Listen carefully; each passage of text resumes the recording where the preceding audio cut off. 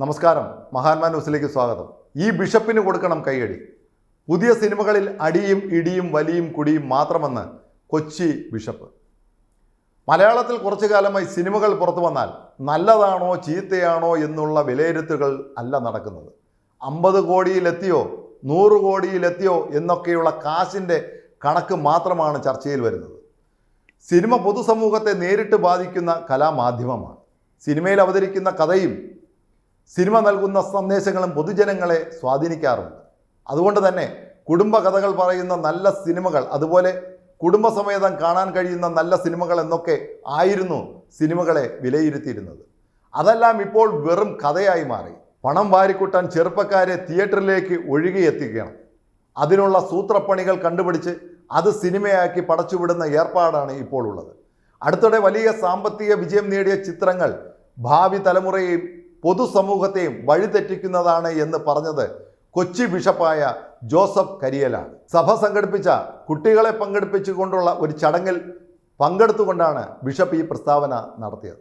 അദ്ദേഹം യാതൊരു സംശയവുമില്ലാതെ സിനിമകളുടെ പേര് പറഞ്ഞുകൊണ്ട് തന്നെ ആ സിനിമകളിൽ കാണിച്ച ദൃശ്യങ്ങൾ പുതിയ തലമുറയെ വഴിതെറ്റിക്കുന്നതാണ് എന്ന് കൃത്യമായി വിവരിച്ചു. 200 കോടിയിലധികം രൂപ കളക്ഷൻ ഉണ്ടാക്കിയ മഞ്ഞുമ്മൽ ബോയ്സ് എന്ന സിനിമ പുതിയ തലമുറയെ ആറാടിക്കുകയും ആഹ്ലാദിപ്പിക്കുകയും ചെയ്തിരിക്കാം.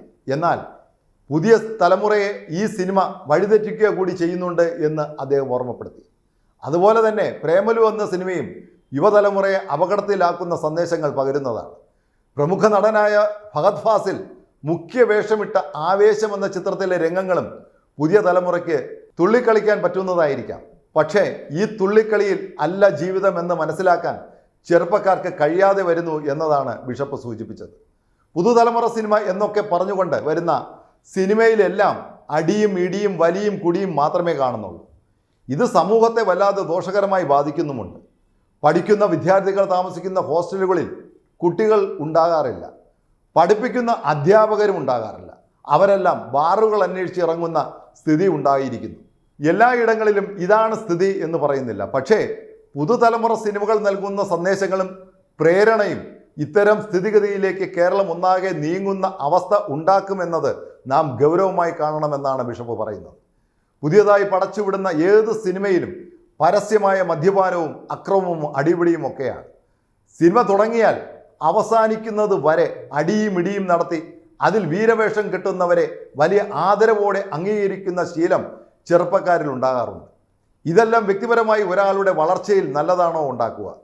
അതല്ല, ഒരാളുടെ ജീവിതത്തെ അപകടത്തിലേക്കാണ് തള്ളിവിടുക എന്നത് സിനിമയെടുക്കുന്ന ആൾക്കാരും അതിൽ പങ്കെടുക്കുന്ന ആൾക്കാരും പരിശോധിക്കണമെന്നും ബിഷപ്പ് പറഞ്ഞിരിക്കുന്നു.